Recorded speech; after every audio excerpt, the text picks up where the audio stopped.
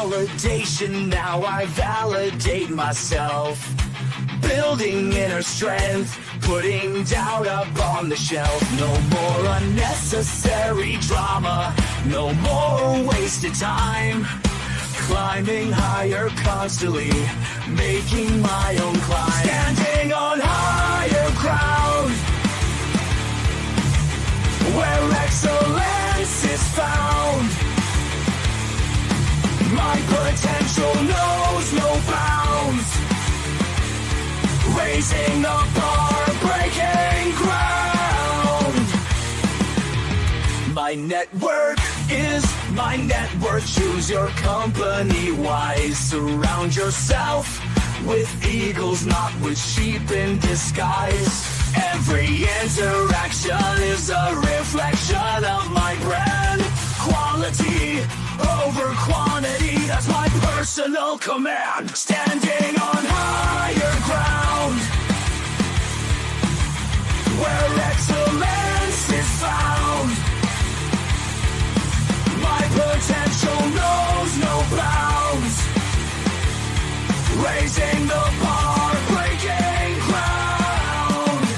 Whoa, I'm not just living, I'm manifesting my vision. Cutting through limitations with surgical precision. My expectations are my compass, my respect is my shield. To mediocrity and chaos, I will never yield.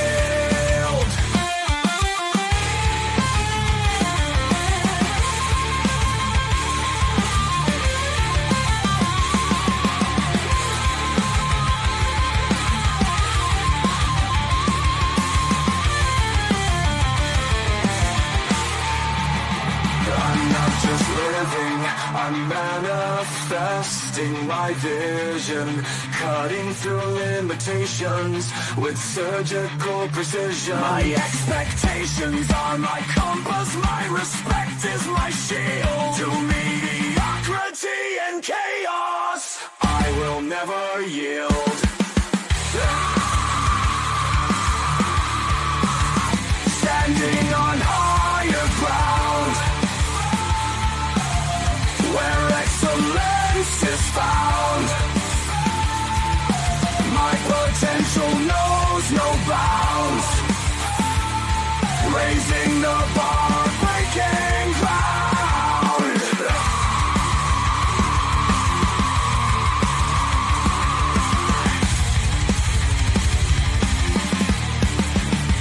I'm not just living, I'm manifesting my vision. Cutting through limitations with surgical precision. My expectations are my compass, my respect is my shield. To mediocrity and chaos, I will never yield. How you doing, ladies and gentlemen? My name is Xander. Welcome to This and That, where we talk about this, that, and everything in between. Friday. It's that Friday. We're still working on it. We're still trying to get things going. I'm play testing a couple other things. There's going to be some stuff we're going to be looking at because StreamYard has things like virtual backgrounds and this, that, and the third. So we're going to be trying to tiptoe into that and see what that looks like coming soon. You know, we like to play with a lot of the features on the show.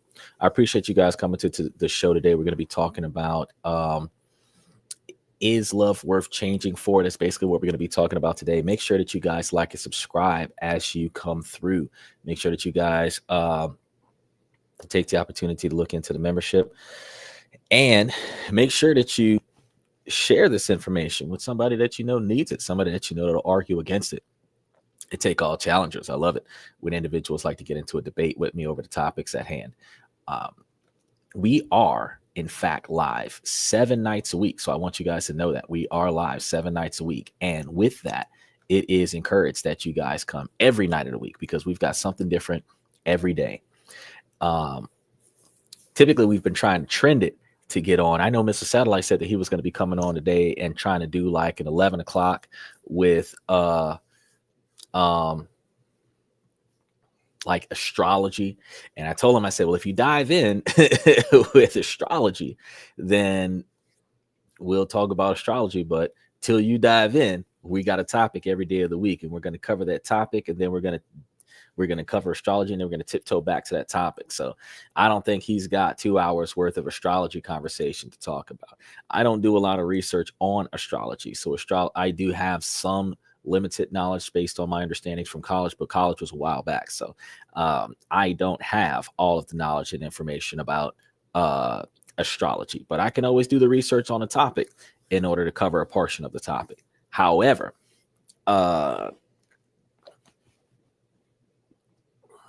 we're supposed to be talking about improving ourselves and improving the way we go about getting things done. Understanding that we are. So I'm going to be listing tomorrow's show after the show today. I know I told y'all I was going to do the same thing for the Hong Kong show, but I got tied up with some other stuff. But after the show today, I do have a decent sized break between the last couple clients that I've got after the show and the first couple of clients that I got before tomorrow's show. So I will be able to make sure that I have tomorrow's show up there. But then after that, we have our members only show on Sunday. And then I'm looking at, and that's one of the reasons why I didn't schedule it. I'm thinking the topic that I found today that I was going to talk about is kind of a business finance topic. So I wasn't really thinking about covering it for tomorrow. I was thinking about covering it for Tuesday, which are some budgeting tips and tricks that are used in China that might necessarily benefit other areas. So I'm going to be doing some digging on that. And then I might actually schedule that one for Tuesday and then couple that with some investment information, because dividends just started being paid out. So we had AGNC payout and Orchid Island payout, if I remember correctly. And then I'm going to be checking on some of the others that should be paying out coming soon as well. So some of them pay out immediately and some of them pay out with a little bit of length. Now, once Orchid dipped, it dipped again. So it went back from 702 down to 688. Which anybody who bought in at 712 is now down like 24 cents per share. However, it should level back off a few days after the sale and potentially bring itself back up close to $7. And that means that you're probably going to be losing out on about 10 or 12 cents a share. And if you've got a large quantity of shares, you might be losing out on 10 or $12. Now, the difference between what you could have gotten versus what you actually got is the loss.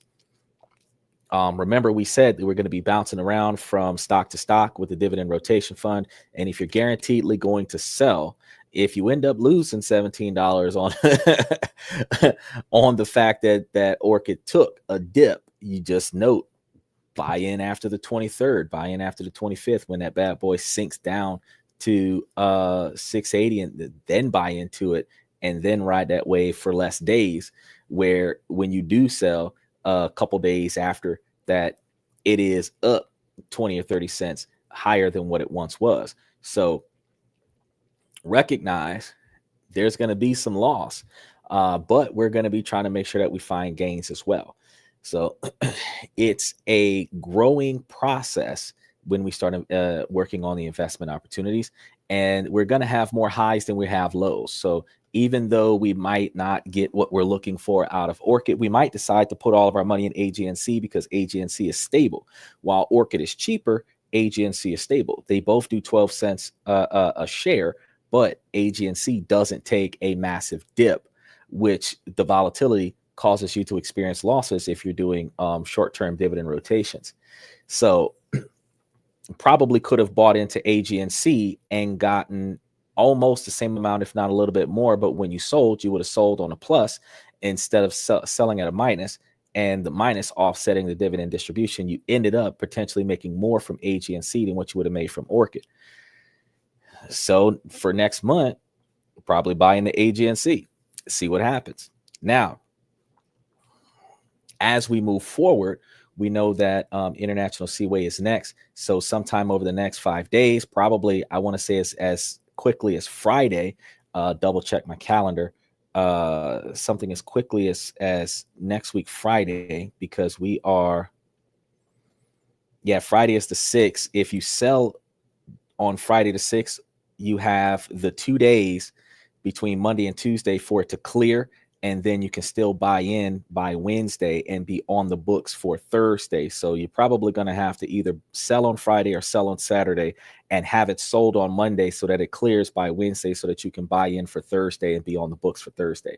So that's what we're looking at right now. So we're going to be watching it, and sometime between Thursday evening and Friday morning, we're going to be selling the orchid stock. And then after we sell the orchid stock, then we're going to be waiting for that 2-day clear time. And then we're going to be between Monday and Wednesday buying into International Seaway. Let's see. Yeah. Oh, wait, hold on. It's saying double checking. Yep. I've got it marked to buy in for the 9th. And then the day after it says sell on the 14th, on the 13th, but it has to be bought in by the 12th. And then the day after is the sell date. And then after that, you're looking at the ex-dividend date for Armor Residential. So if you're trying to get into Armor Residential, then you're going to have to buy it. But since Orchid, since you're looking at the sell date for International Seaway being the day before Armor Residential, you have to look at the difference between the returns of Armor Residential versus the returns of International Seaway and determine which one you want. Because unless you split your money and put some in International Seaway and some in Armor Residential, you're not going to be able to experience the dividend rotation from both of them at the same time. Now, the difference between what you could have got if you put all your money in the one that pays the most versus the amount of money that you get off of dividing the two is going to be the difference in what you could have gotten before, as opposed to what you actually got. Do you need to put your money on all of them? No, just the ones that has the lowest intake with the highest output in the rotation. So if there's more than one back-to-back, you pick which one you want, and then you roll the dice on that one. But if you've got enough capital flowing around, you can split the difference and put some on one and some on the other and rotate them thoroughly to make sure that you're getting something out of everything, because the difference between the maximum quantity that you could turn out, which is 168%, if you hit each and every stock without a problem, without any losses, without any taxation, versus actuality, where if you could draw back between 100% and 80%, you're still doing way better than what you would have done if you were waiting on 14.5% or 15%. So you have the ability to experiment, because this is the first year that we're doing this. You have the ability to experiment with this and hit some, like we went all in on Orchid Island, and we might not be satisfied with what we get. So next month we might go all in on AGNC and still buy into Orchid Island as a holder, because remember, anything that's been sitting there for the last 121 days gets that 0% tax exemption on those types of income. Doesn't change that. The rest of the cash stock could be rotated through something else, which, if you're getting cash dividends coming in from other things, you might decide to sell less of Orchid and take less of a hit. If you're losing 12 cents a share, you might want to, only sell just enough to cover the difference, which is another thing. Like I said, we're going to be watching it over the next week, see how many dividends come in between now and Friday. And then based on what came in determines how much we sell versus how much we're going to continue to relocate around. Because at any point in time, Orchid could exceed the buy-in that we originally had, and then we can sell the difference and take that difference and add it into the rotation before the end of the month, and still take the remaining principal and throw it into AGNC or one of the other quarterlies or monthlies and follow the rotation still in the same fashion. So make sure that y'all stay tuned with that, because we're not just talking about money today. We're talking about relationships. We're talking about improving everything under the sun that we need to improve. So just note that it's not just about making a buck, but it is going to include us making a buck.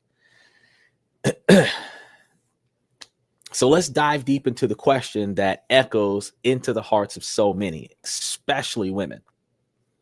navigating in their 30s and beyond. Is love worth changing who you are? This isn't just a philosophical query. It's a lived experience filled with uncertainty, growth, and self-discovery. So let's start with the story. Imagine you're in your 30s, and a lot of you can do this very well because you're in your 40s. But imagine that you're at least 30 or above, and you've built a career, traveled the world, and you know yourself well, or at least you thought you did. Then you meet someone new. There's chemistry, excitement, and the promise of connection. But soon you notice something. You're changing little things about yourself. Maybe it's your style, your hobbies, or even how you express your opinions. At first, it feels natural. You're adapting, compromising, making space for someone else in your life. But over time, you start to wonder, am I still being true to myself, or am I slowly losing who I am in the name of love? Now, this scenario is far from unique. In fact, it's a common experience for many women over 30. According to recent data, among adults aged 30 to 34, the share of women who are married has actually decreased from 57% in 2019 to 54% in 2021. Meanwhile, the share of women cohabitating has increased slightly, and a significant portion, 33%, are single. These numbers reflect a broader trend. More women are choosing to remain single or at least unmarried for longer periods of their lives.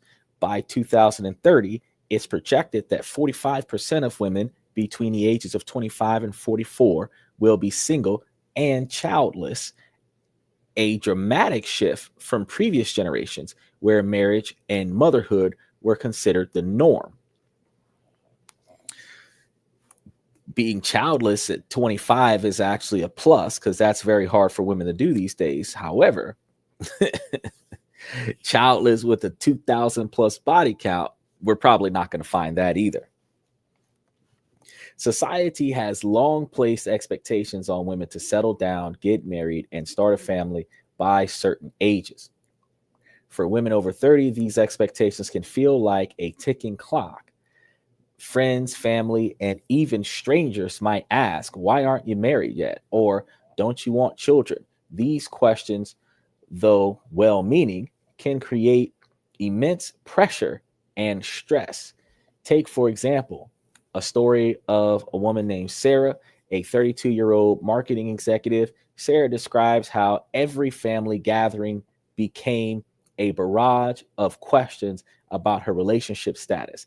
It felt like, according to her, it felt like her worth was tied to whether or not she was in a relationship or not. And then she had this situation where, according to this, she started to question if something was wrong with her, even though she was happy with the life that she had with the career that she had chosen. But here's the thing, not every woman wants to follow the traditional paths. Many are prioritizing their careers, personal growth, and self-discovery. We have to recognize that society has two different expectations based on two different gender approaches. Females come from the how's your love life, how's your family, because women's success is based on maintaining a stable relationship, maintaining a stable household, and raising stable children. That is traditionally how a woman specifically, is valued as successful. Now, modern day women are valuing their own self-success based on their career choice. I have a lot of women that I've talked to online and in person that typically brag about their financial success. Well, you've got your own business. You work for somebody else on top of your own business. You keep your business small because you can't handle the workload. You're not thinking about expanding it, automating it, and walking away from it where you can still get money from it, but you don't got to do anything. And then when a man comes up and says, hey, what about expanding this a lot further? Not interested. So these middle-aged women wonder, why is it that they go to college, they make their degrees, they put all this effort into getting up to the top of their career, and then they're baffled that society does not value them for their accomplishments,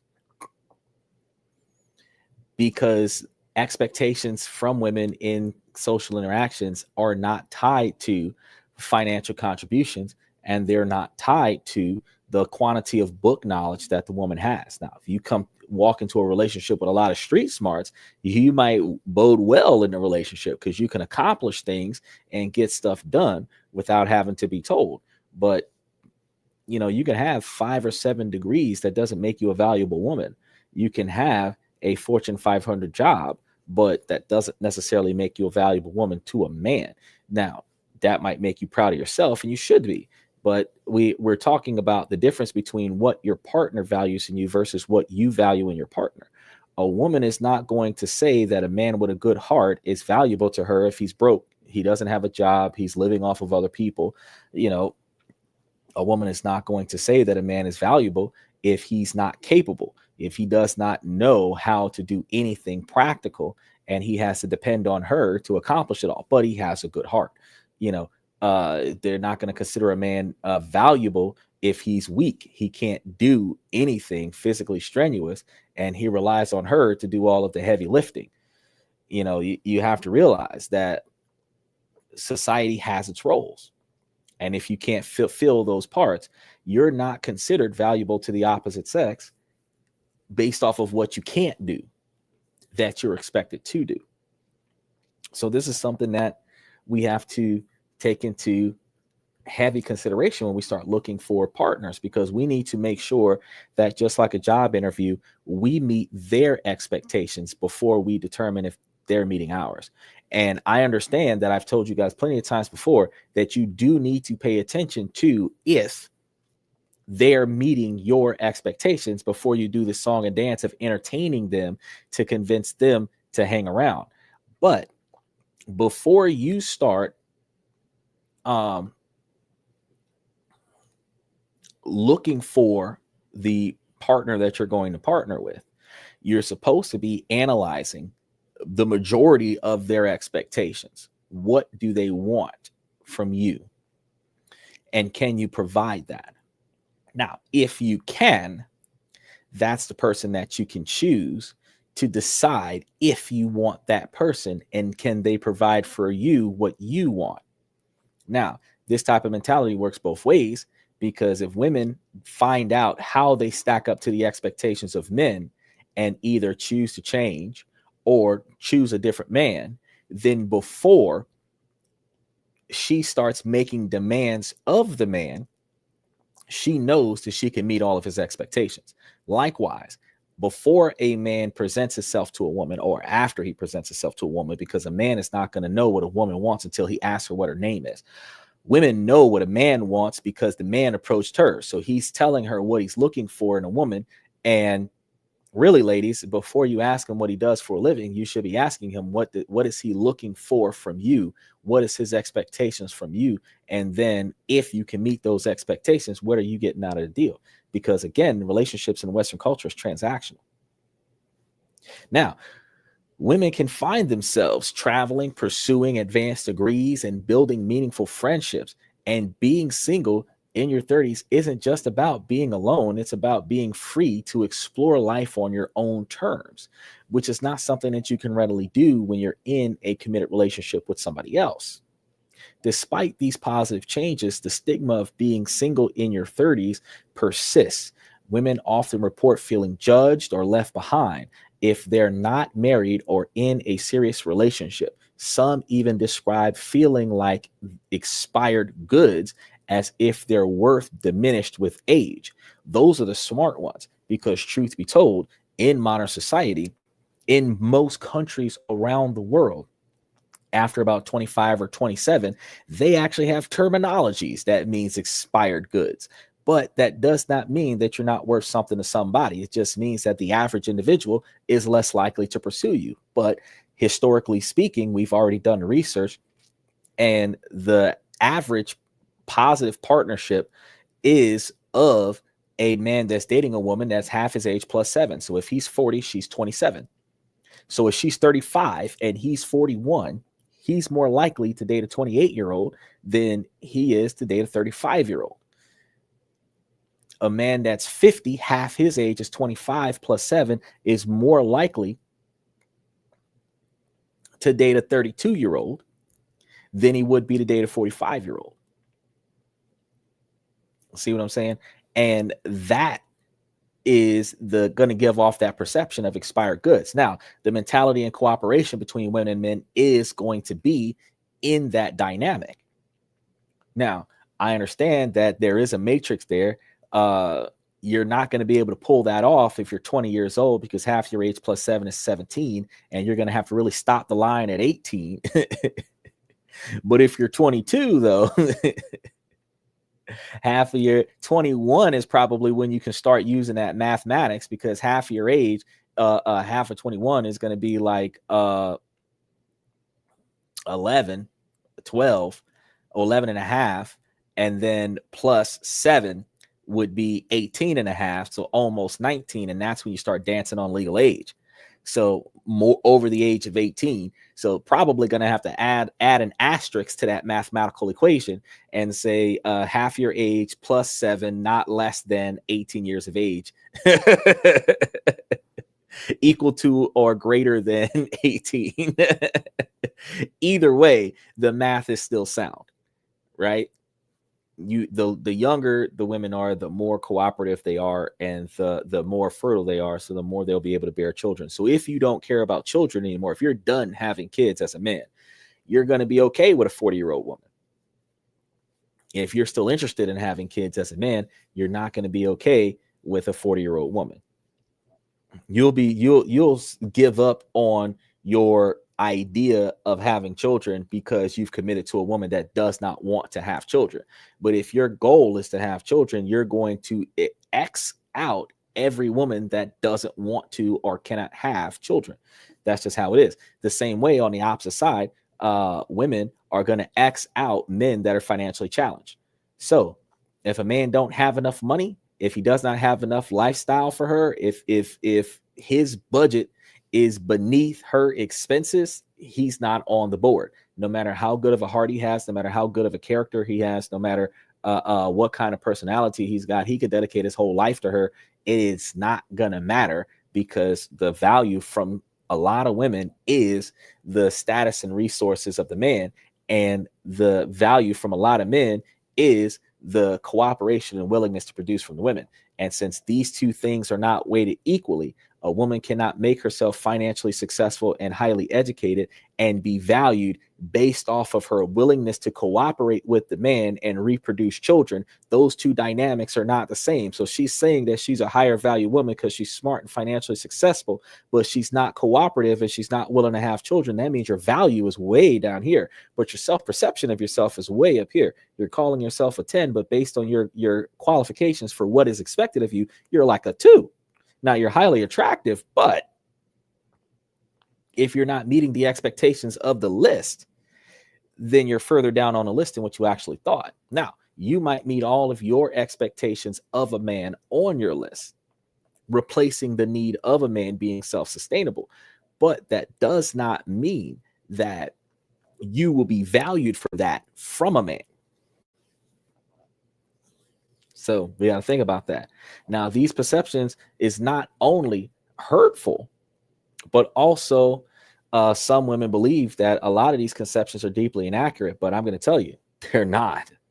Consider the story of Emily, who's 34 years old. She's a teacher. People would say things like, you're great. Why are you still single? As if being single was a problem to solve. She shares that it makes her feel like she wasn't enough, even though she was happy and fulfilled. Well,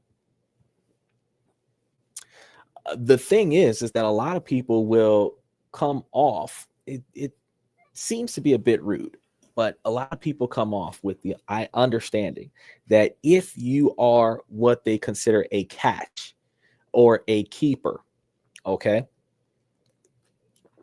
you are the qualifications of girlfriend material or wife material. Why are you still single? Why hasn't a man found you and married you yet? Why are you not dating somebody in the process of the engagement? Why are you not engaged in the process of the marriage? And the reason why a lot of people ask this question, the irony is, for two reasons. One, you're better than them and they're wondering why they're struggling with their relationships and you're not in one either. Two, they're trying to find fault in your position so that they can validate why they're still single too. Married women are also going to be wondering, why are you not married? Because if you are just as good, if not better than her, they're wondering, what are you doing different than what she's doing? Because if you're doing more than what the wife is doing, that means that you could potentially replace that wife with her husband. So there's a lot of reasons why women ask these questions. It's more to the magnitude of weeding out potential threats and then also analyzing the statistical average. Because if you've got it together and I don't, and you're not succeeding, then that means I have no chance. If you got it together and you're doing it better than I do and I succeeded, why are you not succeeding too? What's the difference between us? That's where these questions come from. But the reality is that being single in your 30s can be a time of incredible empowerment. You're not going to be starting a family this way, but it is a chance to focus on personal growth, development, and new skills. And you'll be able to build a life that's authentic and fulfilling for you exclusively. Now, many women find that this period of independence leads to great self-awareness and confidence, qualities that are essential for any healthy relationship. The only thing they're not learning is self-reliance. Well, aside from self-reliance, codependency, partnership, cooperation. You know, you got to learn how to alley-oop. You got to learn how to provide the assist. You got to, be the goose to the maverick. You got to wingman this shit. You got to figure out ways to back that partner up, not just back that ass up. We got to come up with some different ways of getting it done. Now, social media and dating apps have amplified the pressures to be the quote unquote perfect partner. And we've talked about this on the show quite a few times. Profiles are curated, photos are filtered, and everyone seems to be living their best life. Now, y'all got to understand that the people that put photos up on social media, they don't just put photos up on social media. They spend hours and hours and days putting on makeup so that they can look cute for a 25-second photo. They are finding the right outfit. They probably go shopping. Some of them go shopping for days so that they can find the right outfit, so that they can put this outfit on, get their makeup just right, get their hair just right, so that they can be in that 60-second short. See what I'm saying? And that is ridiculous because we're looking at that 60-second short nowadays. It's like 3-minute shorts. And we're looking at these 3-minute shorts and we're thinking to ourselves, oh, dope. She does that all the time. That's the perception that you get when you look at somebody's profile and you always see them in an attractive outfit. She, quote unquote, always looks attractive when she's on this platform. You see the attitude. Oh, she always has a positive attitude when she's on this platform. But how does she behave when the camera turns off? How does she look when the camera goes off? What does her actual face look like when she takes the makeup off, when she takes off the fake hair? So even couples, they have couples that get out there and they do the same thing. They pitch this picture perfect scenario where they're never fighting, they're never arguing, they're always playing together, they're always clowning around together, they always got their stuff together, right? It looks like everything's good. notice that a lot of them, they always have a decent sized house. They're always doing their middle class lifestyle, so that you'll see them with 2-story houses, big kitchens. You never see them like in an apartment. You never see them like mobbed up 30 to a house or something like that. You don't see them roaches all over the place and stuff. You see them in legitimate like middle class, upper middle class style houses, putting on that facade. It's a lot of times it's their real life, but they put off the facade that everything is perfect. Not everything is perfect. A lot of times shit's hard, but because they put up that 30-second video, that minute and a half video, you guys are looking at those videos like, all right, he did that. It's easy to get caught up in the idea that you need to change who you are to attract or keep a partner, especially based on the stuff that they're showing you on social media. But the truth is, love isn't about fitting into someone else's mold. It's about finding someone who loves and accepts you for who you are, quirks, flaws, and all. Now, that is equivalent to what I've said before, is that when ladies, they reach those middle ages in their 30s and 40s, and they have these standards and they're trying to find a man that fits her agenda, instead of learning how to be a partner for his agenda, we're looking at the difference between the two parties, because you're not actually looking at a person who wants to be the person that you need. You're looking for the type of person who wants you to be the type of person they need. And it's crazy, because from the perspective of men make sure that they meet the expectations of most of the women that they're trying to approach. Stereotypically now, because they're assuming that based on how she looks and how she carries herself, she should be okay with what he's got going on. That doesn't necessarily mean that she will. He's going to find out. But once he finds out that she's okay with the status that he's bringing to the table, the resources and finances and stuff that he's bringing to the table, then he finds out what else does she want. Right? But he actually comes to the door and he brings something more than just his personality. Women, not all of them, but a lot of them bring more often than not sex to the table to see what's going on after that. What else does he want? But a lot of them are objecting to the cooking and cleaning and looking after their man that used to be traditionally some of the roles that made women so valuable. So in 2025, dating trends are shifting towards authenticity and genuine connections, where singles are prioritizing emotional connections and value alignment over surface level traits. So you might find that if you guys don't mesh well, that they could give two shits if you got money. And a lot of times they might determine that you guys, if y'all don't vibe on the same wavelength, so to speak, then it don't matter if he's cute.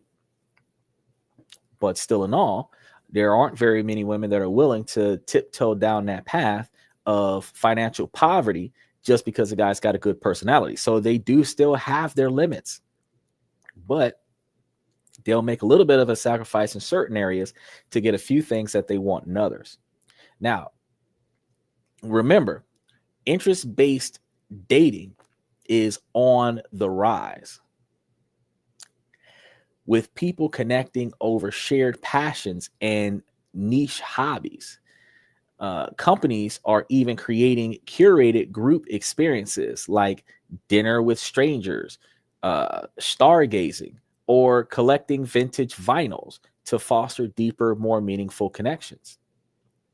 Dr. Jane Smith, a relationship therapist, notes the pressure to be perfect is more intense than ever, but real connection comes from vulnerability and authenticity. So the best relationships are built on mutual respect and acceptance, not on trying to fit into someone else's ideals. That's what she says. Now, I have a concern about the fact that if you're not trying to meet the expectations of the other person, but you're not focusing on just being the missing piece of their puzzle, Are you capable and willing to meet the expectations of the other person if those expectations are laid down? That's the biggest concern. But one of the biggest challenges that women are going to have in relationships is maintaining a strong sense of self. It's easy to lose yourself in the process of trying to please your partner or meet their expectations, especially if what your partner is looking for is different from what you're used to or what you're willing to do.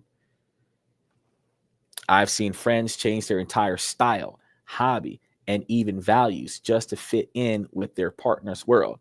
I know Mr. Pibbs was on the show one day and he was talking about the same thing. He's like, "Oh man, if you're trying with this girl and she doesn't like your outfit, change your outfit and go back and try again." I'm like, "Shit, fuck all that, bro. If you if you approached her the first time, and let's say you approached her in your work uniform, I'm not about to change my outfit and swing back around there and try to approach her again in a different outfit. And if I was in a 3-piece suit, right? I'm not about to take off this 3-piece suit and do some throwback jerseys and jeans hanging off my behind and some Jordans on just so that I can impress this chick. Because if that's not the way you normally dress on a daily basis, if she's not attracted to your style, changing your style to impress the girl is not who you really are. So while she might be impressed with you, how long can you keep up this facade? If you've only got 3 or 4 street outfits, you're going to have to buy a bunch of street outfits so that you can start mixing and maxing your street clothes to benefit her expectations to find a guy that's more street. But if you're a more conservative and classical person, you're not going to want to dress street on a regular basis. Then if she dresses street on a regular basis, but you're physically attracted to her, then you decide to go somewhere that requires class and sophistication, but she doesn't carry that in her wheelhouse of behavior patterns. You're trying to convince her to dress the part, and she's dressing like she's going to a strip club when she should be more conservative. So you have to find a person that meshes with your style, and you have to mesh with her style as well, and be accepting of one another, even if there are differences. Sometimes it works out, but other times it feels like they're just pretending to be someone who they are not when you're doing what someone else wants you to do, even if that's not who you really are. I've experienced this myself, and once dated someone who loved to travel, but being a homebody at heart, at first tried to be more adventurous, but it wasn't really me. Eventually, I realized that it was okay to say no to some things and yes to others. So having a partner that didn't need me to be a travel bug was better because they just needed me to be me. Now, this realization was a turning point. It made me see that love shouldn't require you to change who you are at your core.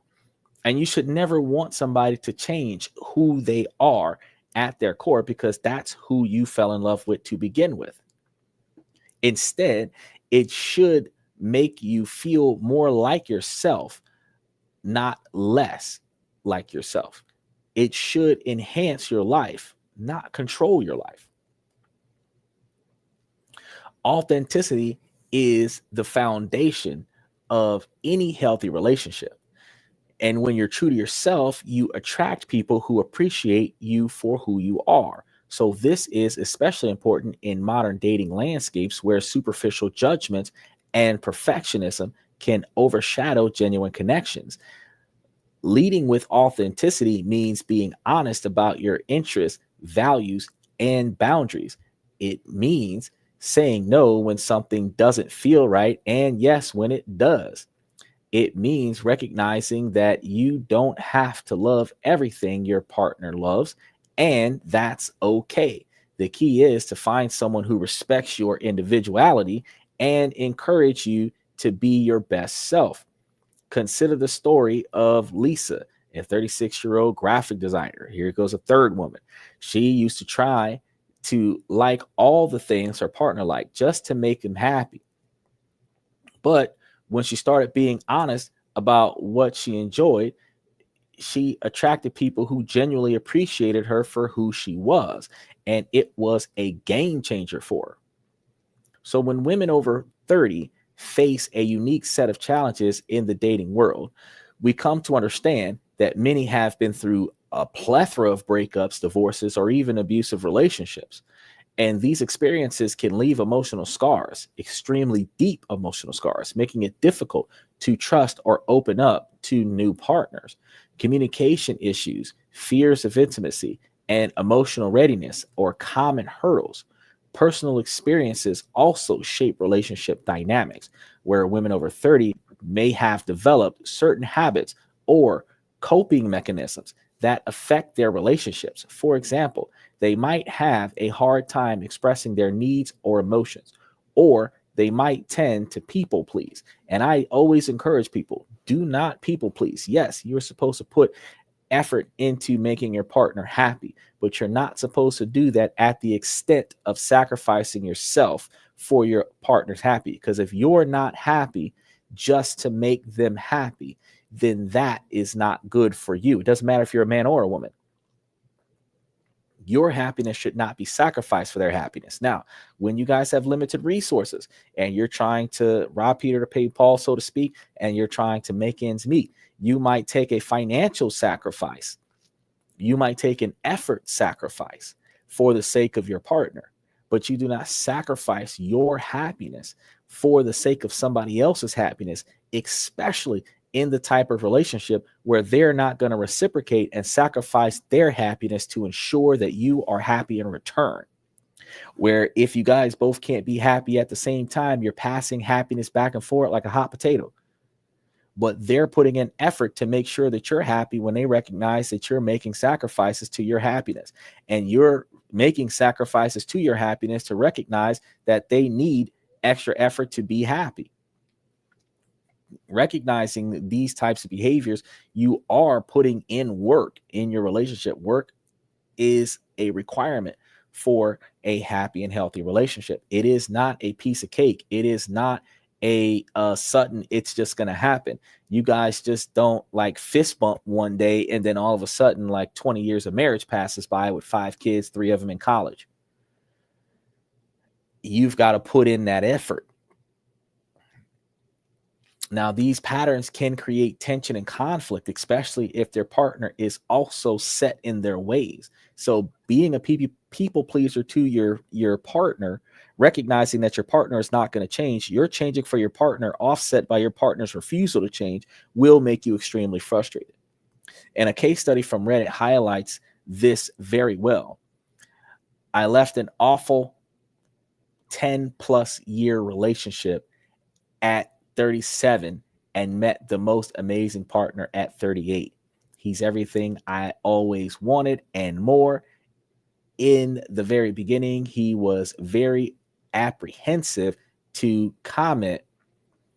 And since I'd been through such an awful relationship, I was willing to wait it out. And we were both very compassionate to each other and each other's hangups. That's what she said. Now, that is a pretty awesome review. She was able to find somebody. She got out of a 10-year relationship, but needed at least 5 years to heal. Didn't do that though. And then jumped into a relationship at 38. So like a year later. So she got out of a 10-year relationship and like a year later, she's diving into another one. And while this individual was reluctant, he still came around. Now, despite these challenges, being single in your 30s offers many benefits. And as you can see, she jumped out of one at 37 and jumped into another one at 38, and they were allegedly happily ever after. It's a time to focus on your personal growth. You should have been doing that in your 20s, but if you're playing the field until you're 30, you need to start focusing on your personal growth, pursuing passions, and building meaningful friendships. So you have the freedom to make spontaneous decisions, travel, and enjoy life on your own terms. And these experiences can be incredibly empowering and lead to more fulfilling lifestyles. Being single also gives you the opportunity to reflect on what you truly want in a relationship and it's a chance to set non-negotiable expectations for behavior, clarify your values, and develop a stronger sense of self. Now, this self-discovery can make you a better partner when you do decide to enter a relationship. And here's another one. So now we're on lady number 5, where you take a story from Anna. She's a 33-year-old architect, and after her last breakup, she decided to take a year off dating and focus on herself. And she traveled, took up painting, and reconnected with old friends. By the time she started dating again, she knew exactly what she wanted and what she wouldn't settle for. The way that we approach love and relationships is evolving. Traditional notions of marriage and family are being challenged, and more people are embracing alternative lifestyles. The rise of micro communities and interest-based dating is creating new opportunities for connection. Singles are prioritizing emotional connection, shared values, and authentic self-expression over superficial traits. And this shift is reflected in the data, where the share of adults aged 30 to 34 who are single is significant at 39% for men and 33% for women in 2021. And the share of cohabitating has also increased, indicating that more people are choosing non-traditional relationship structures. We were talking about the polygamy relationship a while back, where individuals are starting to have more than one partner in their relationship, and everybody knows about each other. This also happens from effective communication, which is essential for any healthy relationship. Women over 30 may have more experience at self-awareness, but they can also be more set in their ways than a lot of men would prefer. And this can lead to conflicts in both partners, as if any one of them or both of them are unwilling to compromise. Emotional readiness is another challenge. Women who have been hurt before may be more cautious and less willing to take risks in their relationship. And one of the biggest things that is a huge foundation for relationships is trust. And if you have lost your ability to trust, the same way if you have lost your ability to love, the same way you have lost your ability to compromise, you have lost your ability to negotiate based on past trauma and past experiences. If you want what you say you want, hands down, it's your way or the highway. More people are going to take the highway because we just got here. We're not even readily invested in this. And you're asking us to give you an unconditional surrender in order for us to determine, to be here long enough to determine if this is what we want. An unconditional surrender, this hostage negotiation for a relationship, is something that typically should never happen. But if it is going to happen, it should happen 20 years into the marriage, with a 10-year relationship prior to the marriage. It's not something that's supposed to happen within the first 3 days, 3 weeks, 13 text messages. You've got a lot of individuals that are now on social media that are expressing, oh, well, if you care about me, and if you feel this way about me, and if you're genuine, and if you're real, and if, then they turn back around and give you some unrealistic circumstances that you must abide by in order to prove your loyalty and your faith to a person that you don't even really know. Loyalty is built in the presence of betrayal. That's where it's built. You give me the opportunity to fail you by giving me a task that you would prefer that I achieve. You start off in a relationship by giving them tasks that aren't that important. So if they do it, they do it. If they don't do it, that's fine. If they do it, you can trust them to do mediocre things. If they don't do it, you can trust that they won't. Depending on the progression of your relationship, you're able to provide them with more meaningful tasks that you depend on them to accomplish.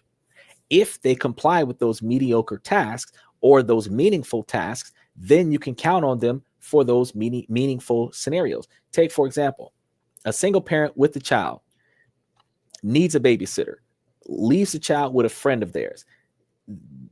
that child is being watched by their friend because they have no other choice, not because their friend is good with kids, not because their friend has a good relationship with your child, because they have no other choice that they could think of at this moment. If they can count on you to keep their child alive until they come back, they may even offer to pay you to do it on a regular basis. Same thing with finding a new babysitter. When you hire a babysitter in a neighborhood, especially if it's one of the neighbor's kids watching your kid, that kid doesn't come with references from every other parent in the neighborhood. That kid was watching somebody, watching their own siblings, and then they went from watching their own siblings to watching one of the neighbor's siblings. And word got around because the child was already trusted by the first parent. When the second, third, and fifth parent trust the child, and the child is doing a good job, and now the child is building reviews where all the other neighbors can say, yes, this kid will do a good job of watching your kid. That kid comes from a referral. That's when you can say, okay, based on my reputation, I'm counted on.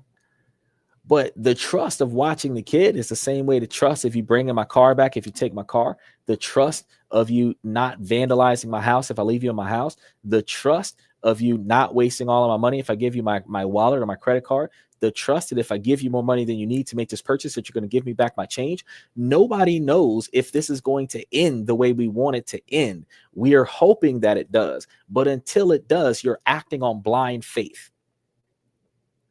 And the reason why I put that out there is because you should never be in a scenario, ladies, where you're giving these guys prove it or else scenarios. Because think about this. We tell you girls all the time when y'all were teenagers, don't have a guy tell you, oh, if you love me, sleep with me kind of thing. Because if that's not what you was into, you could love him all day long and not sleep with him. The same way he could love you all day long and not spend $1 on you. So comparing or stipulating that your affections are conditional to actions that you aren't supportive of, that's unhealthy. And you're not supposed to be in those types of relationships or encouraging those types of relationships. But the key is to be open, honest, and empathetic about your partner. It is important to express your needs and emotions clearly and to listen to your partner as well as their perspectives. Oh, my God. So, guys, I told y'all he was coming. He was coming. Now, I said, now, Mr. Satellite was here the other day, but this is...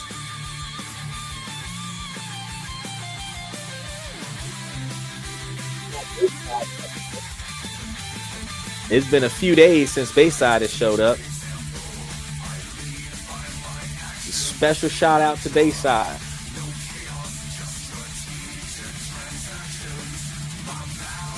Oh man, we're hanging in here today. We're trying to make it work. I started the show at quarter after.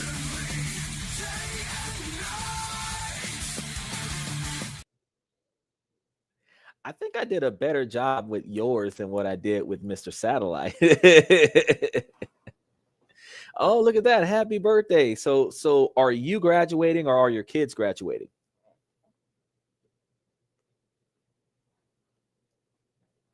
Because that's actually an interesting thing.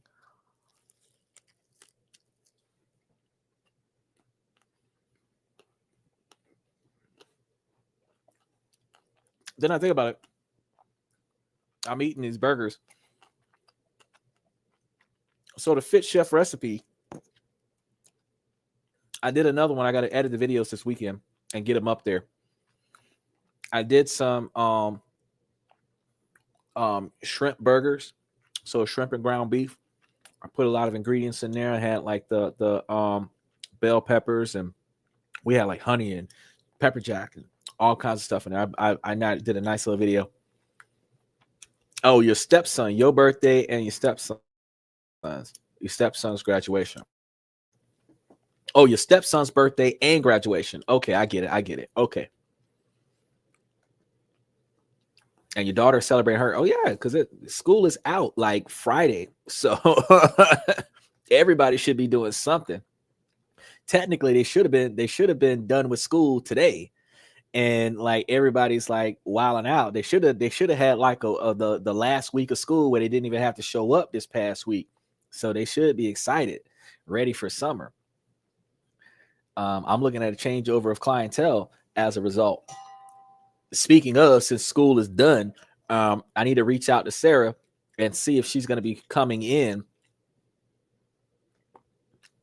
Oh, no, you're all right, brother. I got to see which day she's coming in. I pushed her show back to next week, Thursday, because I was going to reach out to her this week because she told me to give her until after June 4th because school was supposed to stop in her district around about Wednesday or Thursday of this week. So I'm going to try to see if she's going to be able to show up next, not this coming Thursday, but the following Thursday.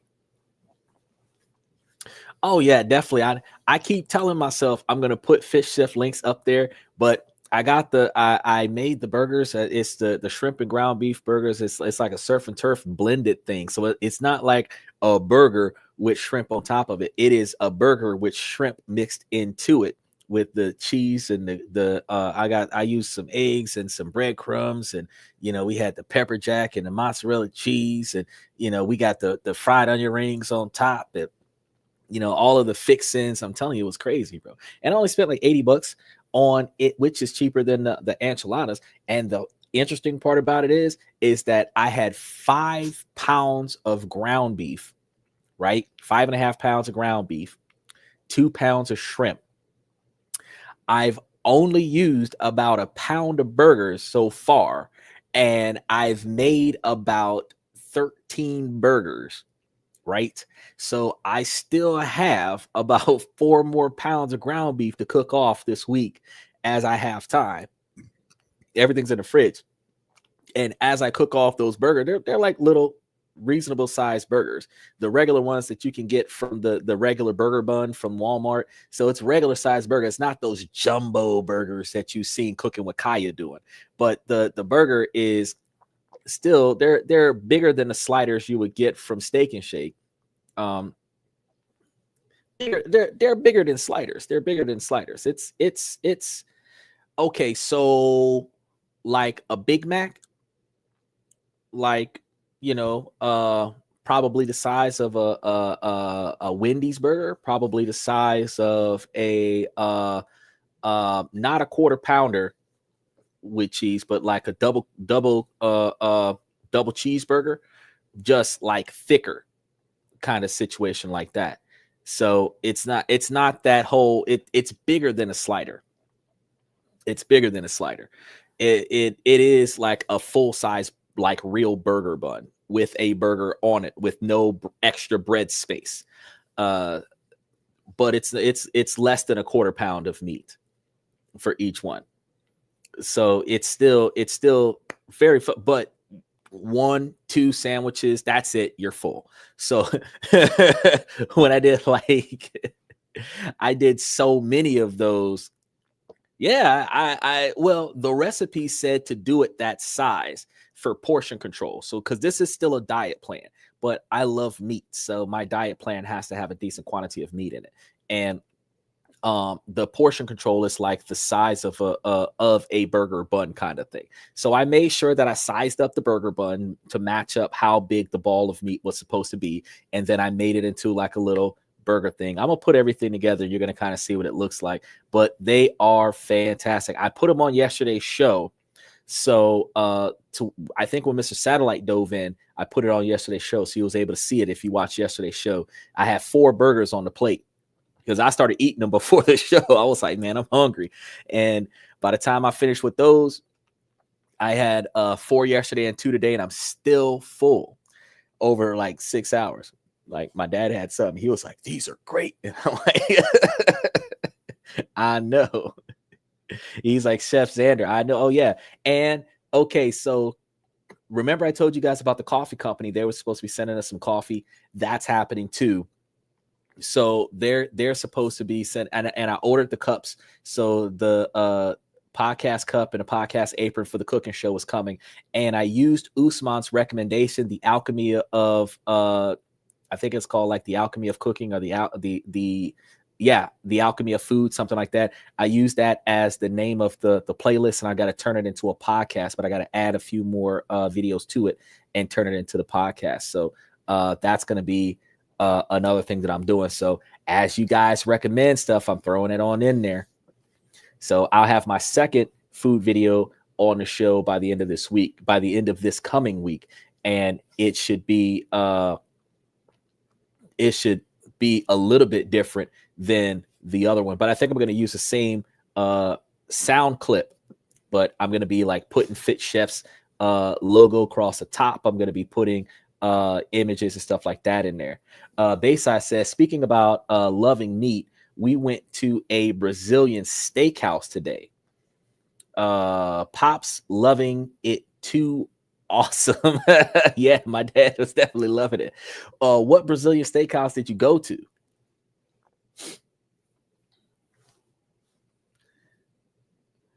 So I'm trying to finish the burger. I started the podcast. The burger was sitting here. I'm like, I'm gonna eat this bad boy at some point.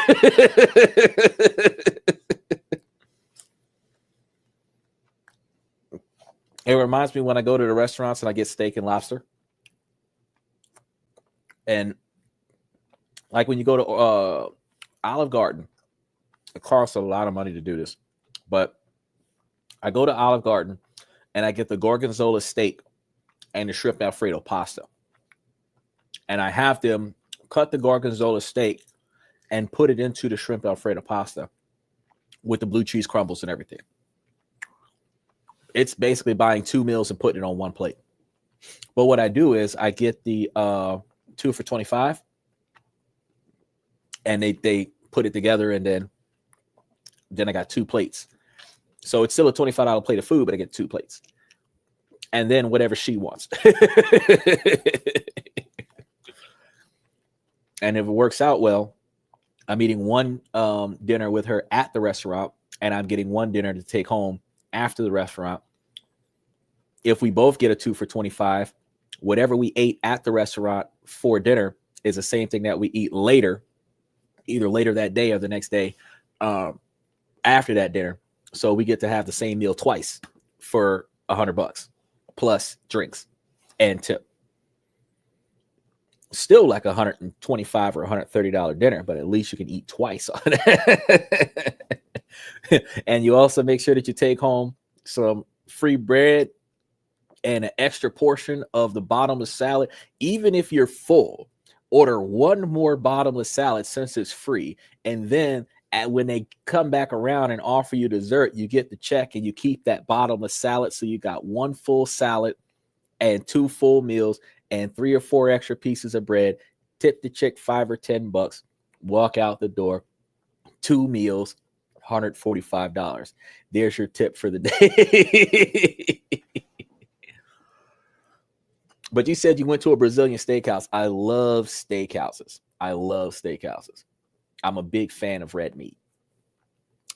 Ladies. Pause. But yeah, we got a lot of things going on. So it's good to see you back.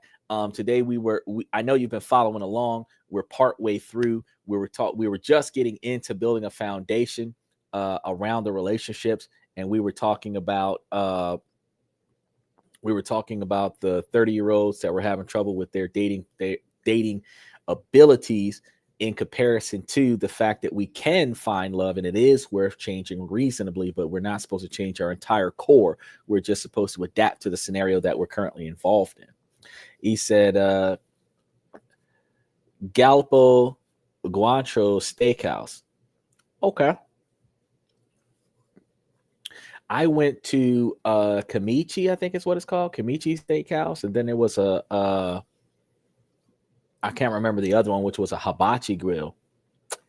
I like the hibachi ones because, I mean, not just because they cook it right in front of you, but because, I mean, they hurry up and bring me my fucking food.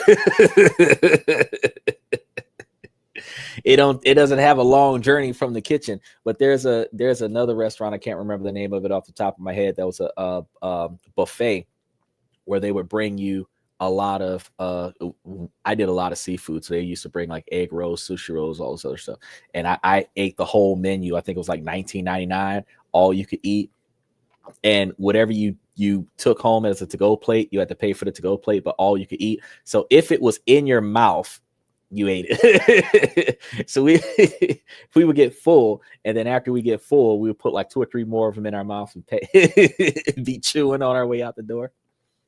He said, I've been talking to a lot of people who are leaning towards the law of attraction in regards to this subject. What's your opinion? The law of attraction is very profound, and one of the differences that we have to deal with the law of attraction is that our ability to be attracted by somebody is based off of sight, sound, smell, and past experiences, believe it or not. So you could be attracted to somebody because of a scent that they are wearing that brings back fond memories or triggers euphoric experiences in your body. Looking a certain way that arouses attraction, and then also sounding a certain way that also arouses attraction. And that's one of the things where all the women used to sound the same back in the day. A lot of them look the same right now with the fake hair, fake eyes, and all this other stuff. Some of the more popular perfumes a lot of the women are wearing because a positive experience in the man's past is triggered by that smell, and that positive experience releases dopamine, and that releases happiness, and that gravitates the guy towards a girl kind of situation. Outside of the natural laws of attraction, which is the primal urge to reproduce, where women that portray characteristics of fertility, like rosy cheeks and wide hips and big tops and stuff to that effect, these areas that simulate fertility, which drives desire, and then the men attempt to engage in the women to procreate. So even a man that says that he's not interested in children and doesn't want to be a dad, he's a bold-faced liar, because your primal instinct typically triggers you to reproduce. So creating a lineage is the primal instincts of men. So my opinion on that is that, yeah, there is a heavy dynamic there, but we're fighting against it. Society is fighting against the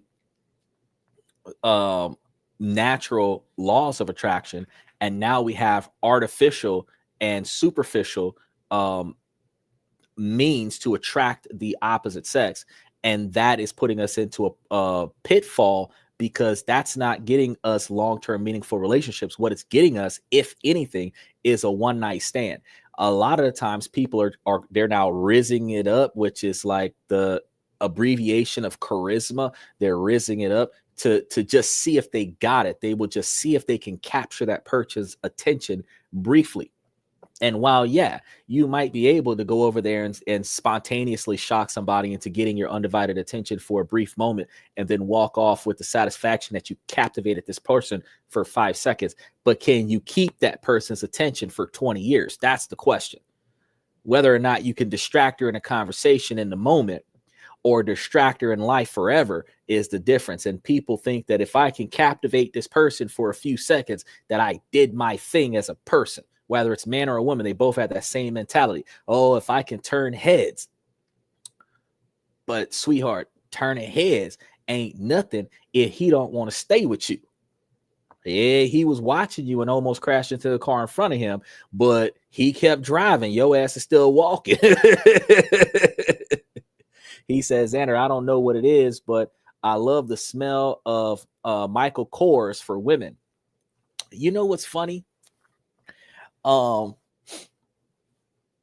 If a man really wants to attract a woman, put on women's perfume. Believe it or not,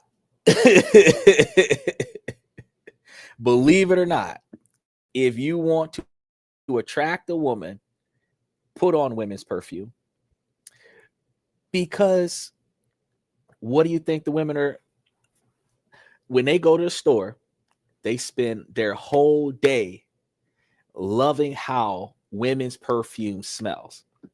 Then they buy the ones that they like.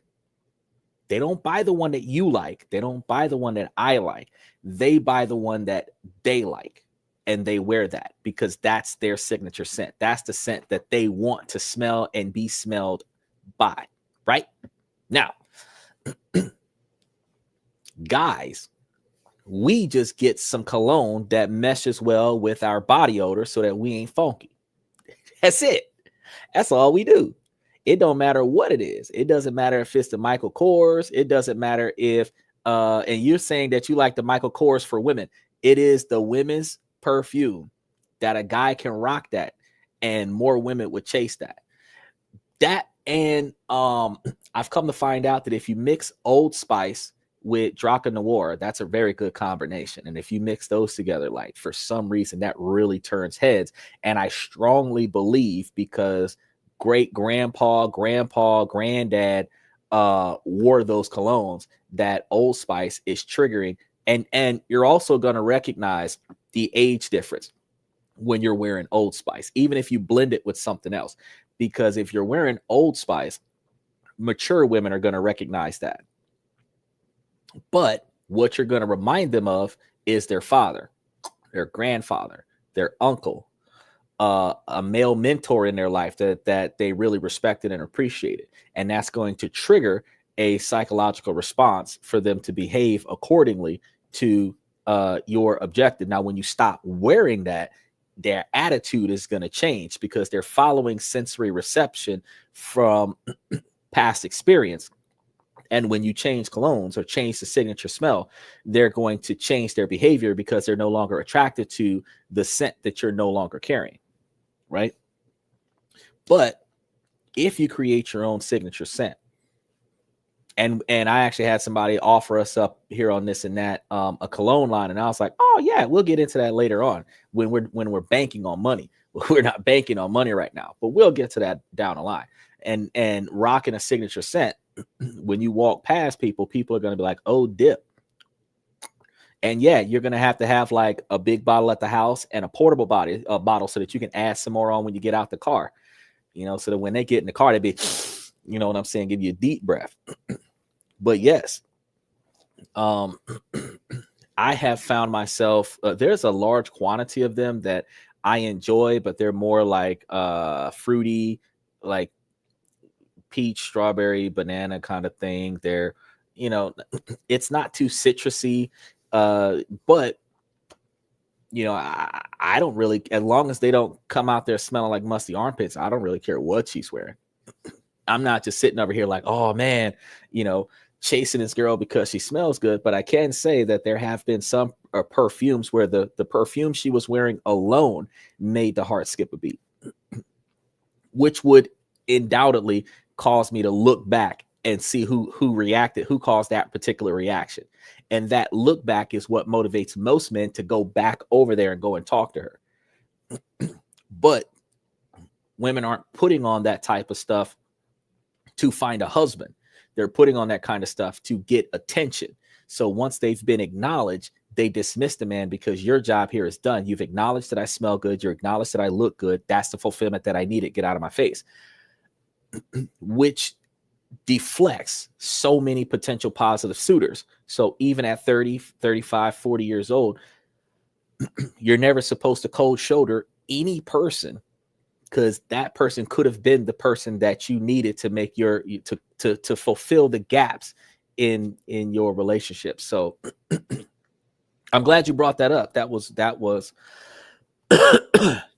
a great observation. But yeah, my opinion is that we've strayed away from the natural laws of attraction and have fallen so deep into transactional and superficial attraction, coupled with the fear of being alone and the desire to be wanted by somebody, that we're doing whatever it takes to get that attention. We're making sacrifices to ourselves. We're making sacrifices to our personal preferences. We're abandoning our non-negotiable expectations and doing whatever it takes and allowing whatever it takes to be accepted. And that's not the case. He said, and men have lost the art of macking. Bro, macking, what is that? Back in the day, we used to know what macking was. We used to be able to walk up there and give that girl a one-liner. And a lot of the times, some of us were so good at it, we never said the same thing twice. Like Lil Wayne and his rap videos, we never said the same thing twice. We would walk up to a girl and genuinely say something that captivates her. These days, they don't. What is macking these days? These days, they're look to the left and then grab the chin and got her looking back at him and do the little Beauty and the Beast, the little Lady and the Tramp move, do the little Aladdin and Jasmine move. And then after you get that little smile in the face where you just notice she gonna lean into the kiss because that's a natural instinct. After you've triggered the natural instinct, your punk ass panic and walk away from the chick, and then she's running you down, trying to get you to finish what you started, but you ain't got the gall to do it. No, that's not macking, bro.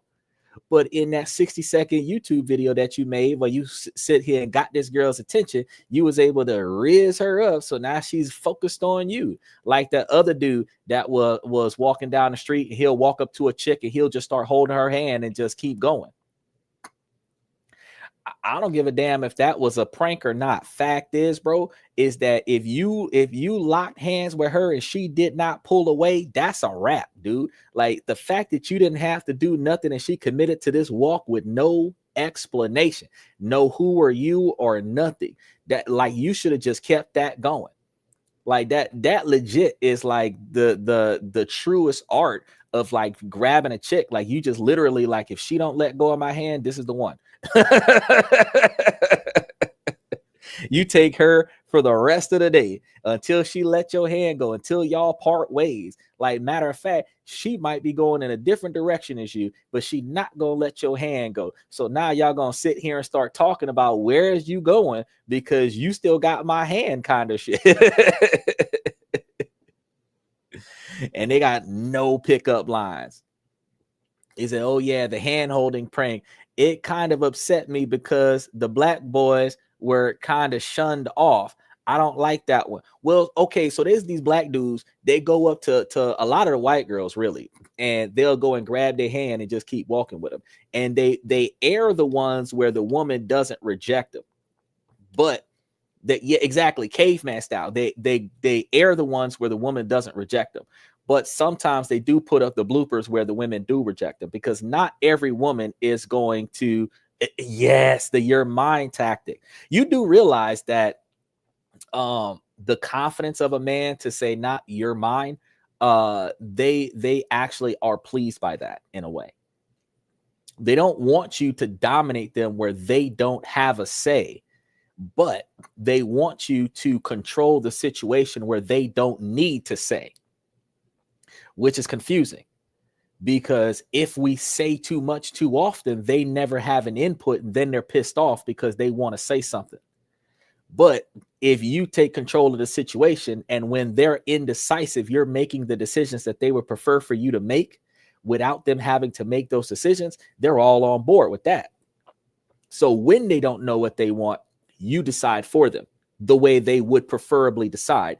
And when they know what they want, you shut up and do what they say. That's what they want. And you got to know when to make that happen. But on first contact, she's a single girl. Ideally, most of them are. Over 50% of the women are single, as we discussed earlier today. And she's not walking with a dude right now. She ideally probably won't be on the phone with a dude right now. And you just walk up and you just lock hands with her and just start walking. Odds are she gonna go wherever the fuck you take her. Eventually, her logic and reason is gonna walk in and be like, who are you?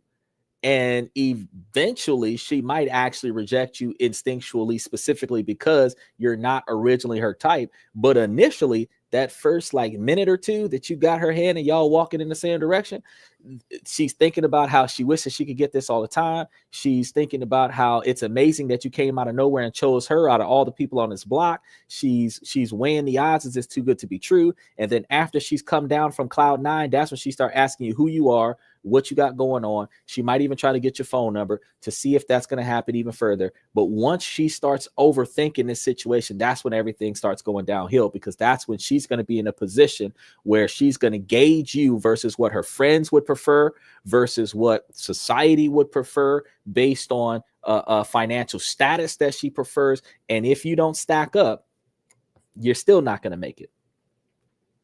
Which again goes back to your original question about the laws of attraction.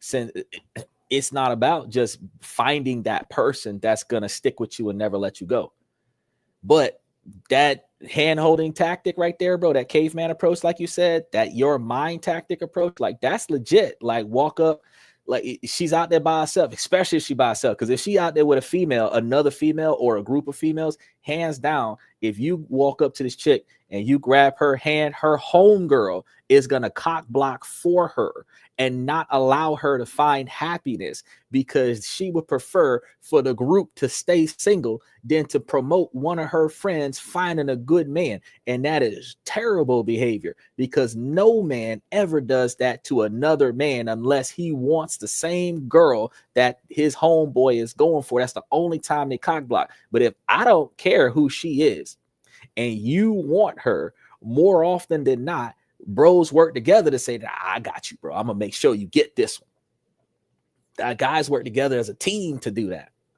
Now, when women are trying to trap a dude, oh yeah, they'll plot together. And I don't understand why that is. Why can y'all collaborate to do harm? Why can y'all collaborate to do something negative, but y'all can't collaborate to do something positive towards one another? Y'all got y'all fist up with the women's rights and back up each other as women, and women stand together, but none of y'all are promoting for any of y'all to find happiness with somebody else. You're encouraging each other to stay lonely and bitter and have 32 dogs and 14 cats, 12 chickens, 2 cows, and a duck in the backyard, talking about I'm happy, I'm alone, but I'm happy. If you alone, but you ain't happy. Nobody who is alone is truly happy. You're content. You're stress-free, because the only bullshit you're dealing with is your own. But you're not truly happy because you wish that there was somebody else there to enjoy your peace with you. And if you wish that there was somebody else there, if you could just be good with having somebody else there to enjoy your peace with you, then that means that your ass ain't happy. And that means that you need to go find you somebody that can enjoy your peace with you without bringing chaos to your situation. He said mid-30s is a critical time to find a partner and plan for a family. Mid-30s, bro, you in triple overtime right now. You against the stone right now if you trying to find a partner, because female, like a dude can keep looking at 45 or 50, but as long as a woman is comparing herself to the dynamic of being a mother of her own children, not adopting, and she is not one of those women who fished out a few dozen of her eggs and froze them before it was too late, she has to naturally give birth. And if she's in her 30s, she has less than 10 years to find a man, get comfortable enough with that man to get pregnant by that man, and then produce that child. That puts pressure on her to find a man. That puts pressure on her to procreate with that man. And the older she gets, with 35, you're going to have 2 to 4 years of being in a relationship before you're going to feel comfortable with getting pregnant by the person on purpose. Yes, you can get pregnant inside of a year. So you can meet him at 38, be pregnant at 39, give birth at 40. Yes, you can do it like that. But more often than not, a lot of individuals that would prefer protected sex before the true commitment of the relationship a year, 2 years in, then be okay with the unprotected sex. Those individuals are going to be looking towards finding somebody at 30, 32, 35 and getting comfortable with one another by 36 or 37 so that they can try between 37 and 39 and produce that child before 40.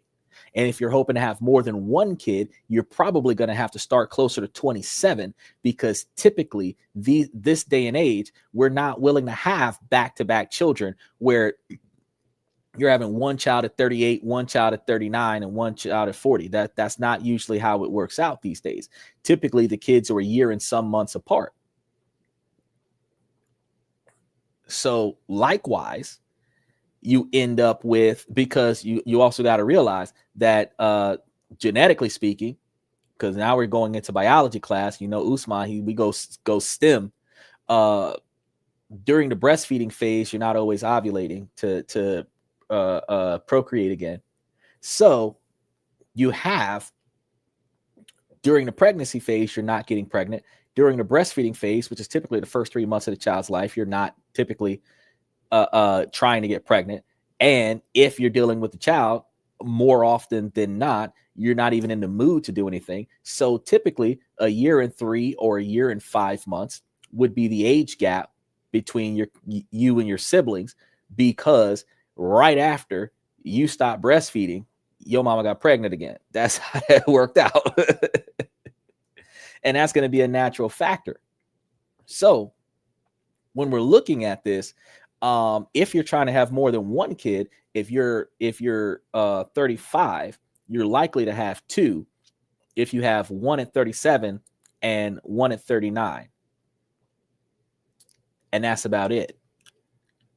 If you're 27, you might have 3. If you're 25, you might have 4.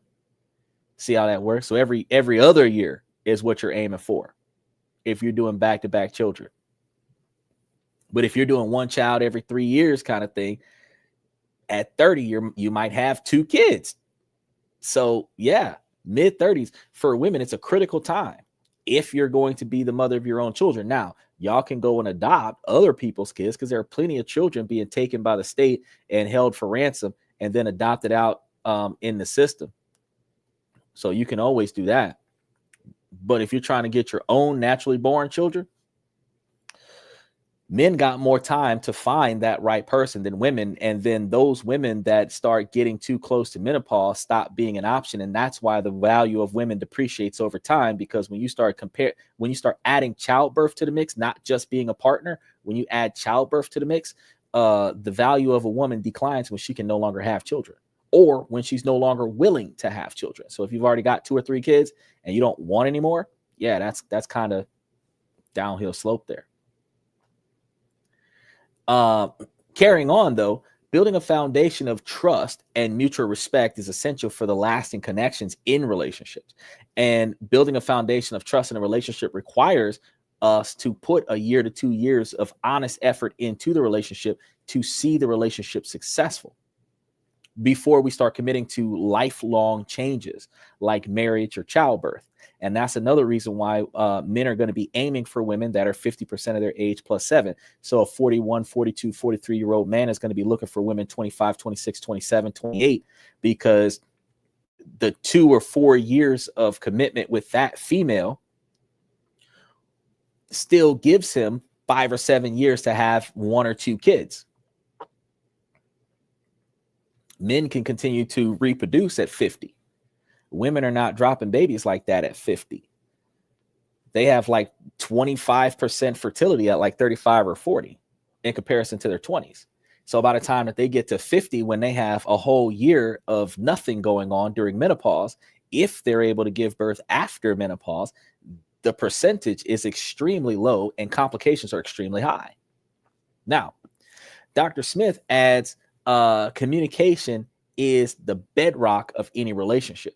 So when both partners feel safe and express themselves, they can navigate challenges together and grow as individuals and as a couple. And this is one of the reasons why I told you guys, when you're comparing finances, that you don't have to go all in and be 100% transparent about your finances out the gate, but you should be transparent about what you're willing to invest into the relationship in the beginning. And then as you guys build trust and pool together the money that you're willing to contribute to the scenario, you can eventually start talking about the money you're not willing to contribute into the scenario and have joint bank accounts versus separate bank accounts where the relationship is going to share this expense and what's going to be personally for myself is going to go into a separate bank account.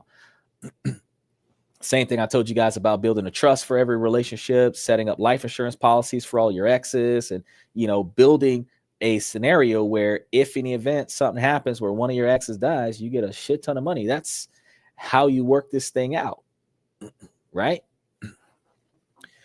Ultimately, the most important relationship you'll ever have is the one with yourself.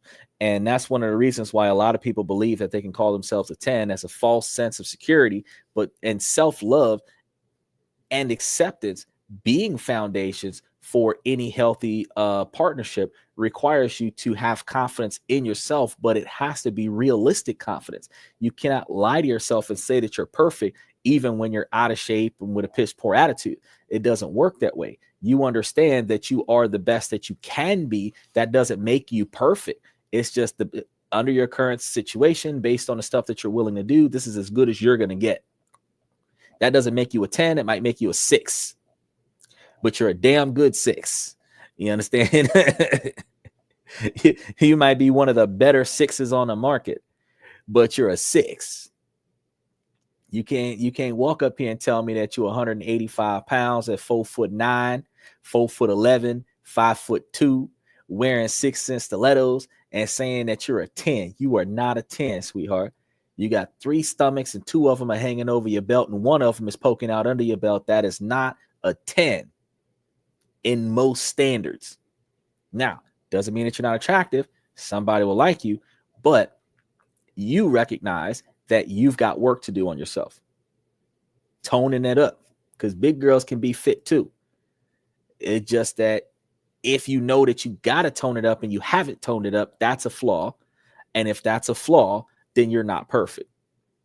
If you're wearing heels because you don't feel like you're tall enough, you feel more comfortable being tall. Anything you do to boost up your self-esteem or boost up your personal satisfaction with yourself is a flaw that you believe that you have in yourself. And any changes that you make between deliberately wearing fake hair on a regular basis, fake eyelashes, extra makeup, high heels on a regular basis, flats, sneakers with 3-inch lips in them, just so that you could appear taller than what you really are, recognizing that that is what you do on a regular basis because you're happy with the way you are when you look that way.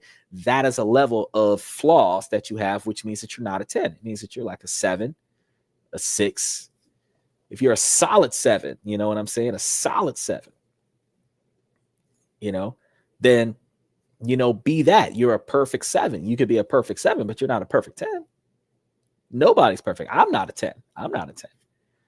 I can see even with the grades, I might at least be a 9 or an 8. Throw my financial status in there, it might be a 9 or a 9.5, but can't be a 10. Not possible, because there's things about me that I know that I can change.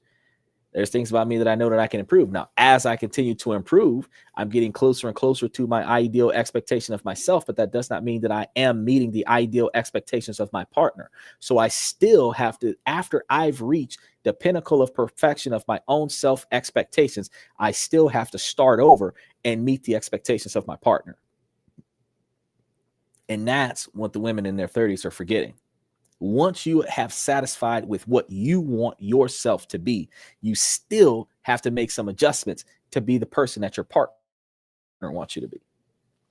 So when you value yourself and you're less likely to settle for less than you deserve, you're also more likely to attract partners who respect and appreciate you for who you are. That does not mean that you're not going to have to change something somewhere. All that means is that you're going to be satisfied with the changes that you are making for your partner, for your relationship, that are ultimately going to be for yourself. Because typically, if you've got a person who likes you just the way you are, the ideal changes that you might make are things that negatively influences the success of your future. For example, drinking less, smoking less, eating healthier, getting anger management so that you're not stressed out and pissed off and dealing with a lot of anxiety on a regular basis, seeing a therapist so that you can work out your communication and your mental health flaws, practicing communication with your partner, trust exercises to build trust in a relationship if you're not a trusting person, the things that they're going to be asking you to change. Be more supportive, be more helpful, be more productive, because depression sets in when you sit still on a regular basis. So find something to do. Get out of bed every day and make yourself do something so that you have something to do that gives you meaning in life. And this goes boldly for men, because men have a lifestyle that is duty bound. You find a purpose in life and you stick to that, whether your duty is dedicated to your job, whether your duty is dedicated to your best friend from way back when, or if your duty is dedicated to your partner, or if your duty is dedicated to your family. When you are duty bound, you will sacrifice everything you are, and you will continue to live through suffrage because you are duty bound to that, whatever that is. But if you're not duty bound, you don't have nothing to live for. When you have nothing to live for and you have nothing to strive for, you start making careless mistakes and catastrophic failures that ends up negatively impacting your future. A lot of people end up in the type of depression that leads them in the direction of taking their own life because they don't value their life. It's a selfish action, because the people that you hurt when you take your life is not under consideration when you're considering to take your own life, because you're not thinking to live for the sake of others. You're thinking to not have to struggle anymore and quit.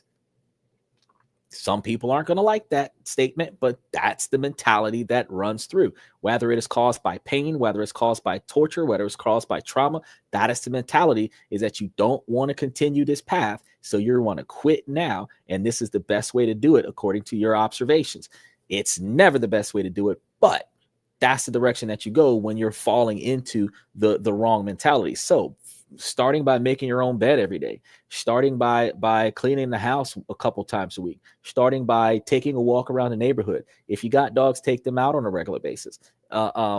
Make it a point to leave the house. Like, I do things like, I don't collect mail at my house. I collect mail at the post office. So in order for me to know if I got mail, I literally have to make it a point to leave my house and go to the mailbox. Now, that puts me in society. While I'm out, I can do things like stop by the store, go get my car service, go to the bank, take the dogs to the park, take the dogs with me when I leave the house and go to the post office, which forces me to stop somewhere and smell the roses, because I'm smelling roses while the dogs got to go take a crap. Hopefully I'm not smelling roses where the dogs are taking a crap. But the point of the matter is that making it a point to forcibly leave the house, forcibly find something to do, forcibly put yourself in interactive situations with other people, so that you can end up dedicating yourself to building hobbies and building obligations and tasks that are not overwhelming to you, but gives you purpose in life. This will be self-fulfilling. And this is especially important for women over 30. You know, women, y'all got book clubs, bingo, mahjong. Y'all got all kind of stuff going on. All men got is pool, poker, fast cars, and video games. Some of us got guns, but some of us got warrants. So y'all got to understand that y'all got a lot going for y'all. And these women are over 30 who may face societal pressures to settle or compromise. Y'all have to remember, your worth is not defined by your relationship status, your age, or anyone else's expectations. However, your value from the other person does hinge upon your capabilities of meeting their expectations and fulfilling their needs, and reasonably accommodating some of their desires. Reasonably, not unrealistic accommodations. And this is only because this behavior is going to be a reciprocating behavior based on the fact that you found the person that is willing to meet and is capable of meeting all of your expectations and the majority of your desires within reason. So while you are enough, just as you are for yourself, you do have to remember that there are going to be some adaptations that you will have to make to be a partner. So as Dolly Alderton has stated, the author and journalist puts it into a neat perspective. Nearly everything I know about love, I've learned from my long-term friendships with women. Now, She learned all the things that she needed to learn from long-term relationships, from being friends with other women. And you will learn all the things that you need to do to be a good partner by establishing a long-term friendship, accommodating a man. And you can keep that a platonic friendship, but if you're accommodating a man, you'll come to find out all the things that men need. Because if you're getting all your male friends all the stuff that they need platonically, you know exactly what you need to be doing to be a good girlfriend and a good wife. Now, as we look to the future, it's clear that love and identity are shaped by many factors: our culture, upbringing, experiences, and personal growth. Some people believe that love requires sacrifice, while others believe it's about finding someone who loves you for who you are. The truth is, it's a little bit of both. There is going to be some sacrifice, but there is going to be a lot more acceptance than sacrifice. So healthy relationships require compromise, but they should never require you to lose yourself in the process. The dating landscape in 2025 is more diverse and inclusive than ever. Interest-based dating, micro communities, and curated experiences are creating new opportunities for connections. So singles are prioritizing authenticity, emotional connection, and shared values over the superficial traits that once drove us all in the wrong direction. So this shift is leading to more meaningful, fulfilling relationships. For those who feel discouraged, there are countless stories of women finding love and happiness after 30, especially 40 and 50.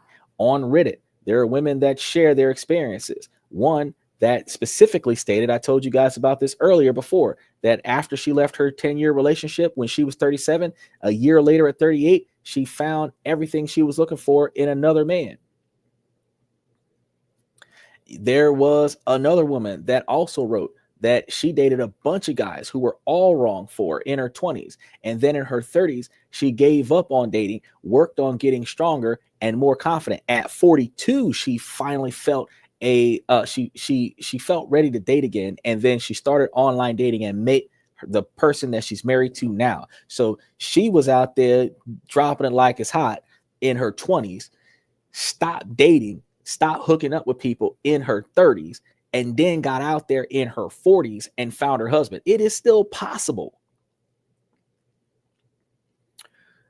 When she expresses that she has a wonderful relationship right now, and she is extremely grateful to have him in her life now, you have to also realize that it is the behavior pattern of the modern society to live life to the fullest, burning a candle at both ends, throwing it against the wall and seeing whatever can hit it. And then after you finish riding all the rides at the fair and sampling all the cars on the lot, then you decide to tap out of the game with your 2,000 body count and retire. And that's when you go look for the partner. And I understand that it's not fair that women believe that why can men be out there and have hundreds and thousands on their body count and nobody care. But if a woman has more than 20, everybody's pissed off. We've talked about this plenty of times before, but ladies, if you were looking for that partner in the beginning, you would have been more successful. If you would have been procuring yourself, preserving yourself, even if you wanted to be that career-driven woman that didn't focus on relationships at all, only focused on your career, maintained your purity, and got your degree, and now you're 35, never married, no children, one or two boyfriends in your history, and you are now trying to get out there and find somebody, you would be more of a prize than that person that had 10 different boyfriends over the past 20 years and, you know, a few dozen one night stands on top of that, with the same career path and same education status, because she has a lot more emotional damage than you do. So these stories remind us that love can be found at any age, and that the journey to self-discovery is just as important as the destination itself. So Is love worth changing who you are for? I don't think so. Love should make you feel more like yourself, not less. It should enhance your life, not control it. And being in love doesn't mean you have to change who you are. It does not mean that you have to do stupid shit that you otherwise would not have done to prove your love. It does not mean that you have to perform reckless behavior or compromise your finances or your integrity or your self-esteem in any way, shape, or form to prove your love.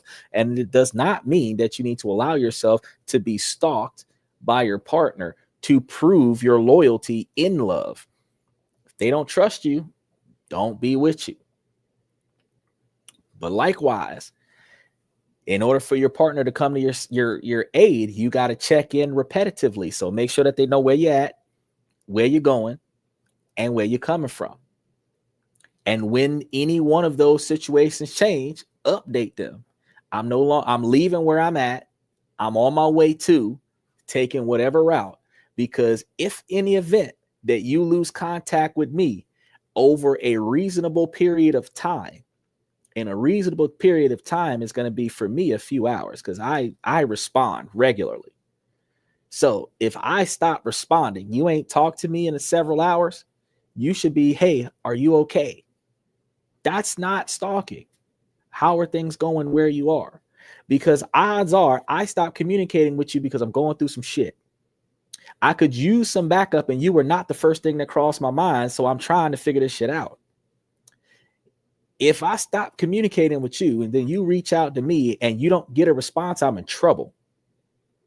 Because if I'm not in trouble, I should be able to let you know that everything's okay. I just had something that took my attention, and I have not contacted you back. I apologize for the delay, even though I shouldn't have to, but I do apologize, because if I would have been paying attention to what's going on, I would have let you know that I made it safely. I would have let you know that I'm doing all right, having a good time, because you never know. You could go to a house party hanging out with your homeboys and a place gets shot up. And the next time your partner get a phone call from you, they're being asked to come identify the body. You never know. Here in America, you could be on your way to the grocery store and get killed in a car crash. You could be on your way backing out the driveway. The most deadliest crashes happen within 5 miles of your house. So you could be almost home and not make it there. So the checking in with your partner is important for the sake of transparency and honesty, and the ability to have that ride or die person, that all in kind of person, where if this shit goes down, that person will back you up. If you got a flat, that's the worst thing that you want to have happen for you. You want to have a flat and they come and try to help you with it, even if they don't do nothing but hold a flashlight. If your car stalled out, you want them to be able to jump you off, even if they can't buy you another battery. They can at least jump you off and follow you home and make sure that you get the car back to the house. You know, something that they can do to back you up. If they could pick up an extra battery, pick up a spare tire. If they can't do nothing but hang out with you till the tow truck come and then drive you back to the house after the tow truck come get the car, so that you ain't got to walk nowhere. You know, the having that person know where you are and know what's going on with you, they can be there for you. But just for them to stalk you to make sure that you're behaving, nah, that's not what it's about. That's not what it's about. You should be able to look at my GPS signal and know that, well, it's still moving, so he's still alive. Not what he doing there. Y'all got to tighten up on that. So if you're single in your 30s, I encourage you to embrace this phase of your life. I want you guys to embrace this part. Focus on personal growth, pursue your passions, and build meaningful connections. You want to focus primarily on building those meaningful connections. Don't buy into the stigma. Instead, celebrate the freedom and opportunities that come with this stage of life. If you've ever felt like you had to change for someone you loved, you're not alone. Make sure that you share your stories in the comment sections and connections that you've had with others. And remember that you are worth more than what you think you are. You are not just defined by your relationship status.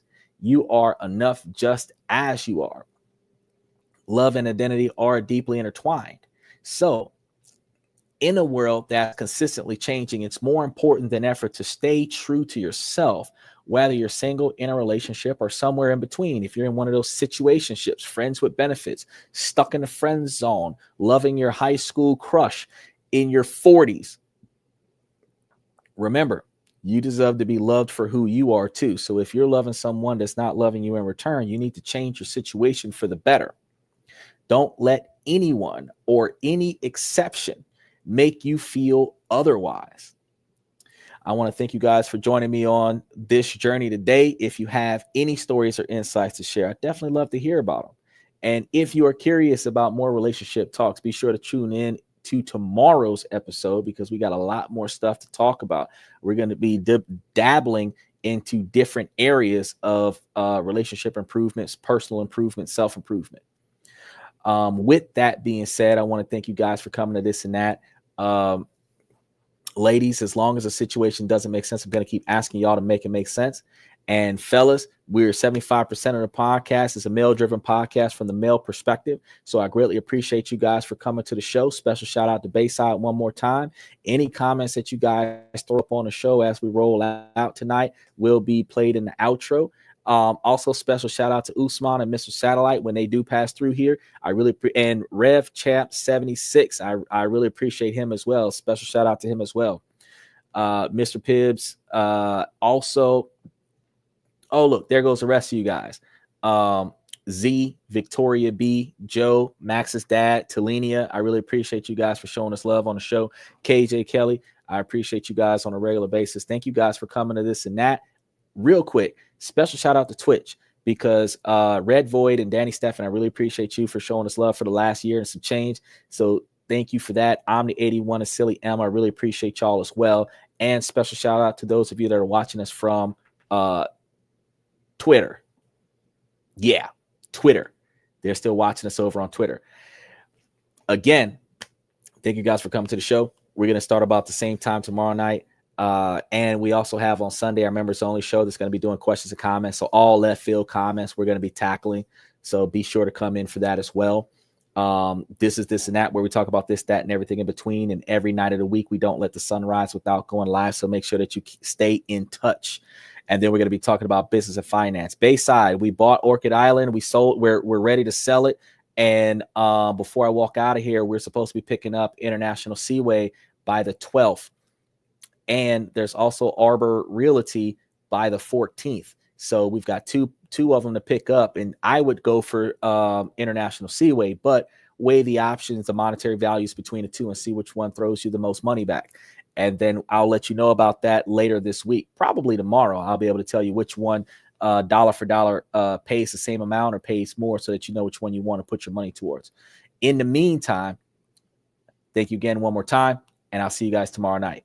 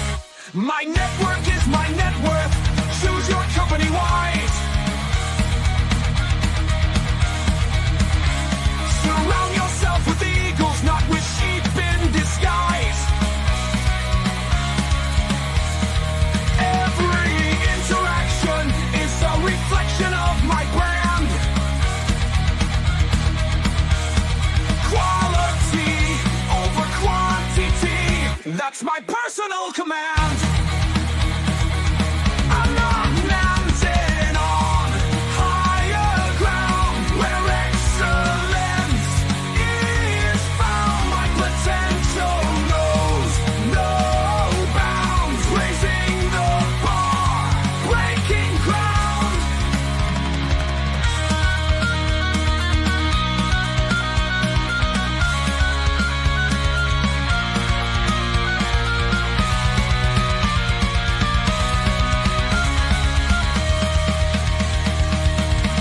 I'm not just living, I'm manifesting my vision, cutting through limitations with surgical precision. My expectations are my compass, my respect is my shield to mediocrity and chaos. I will never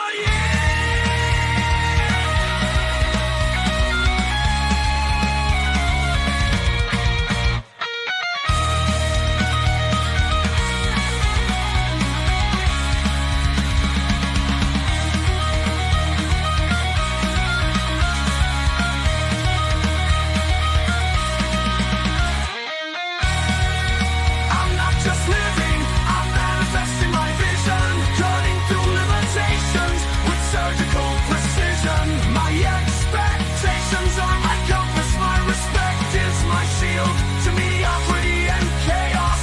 I will never yield.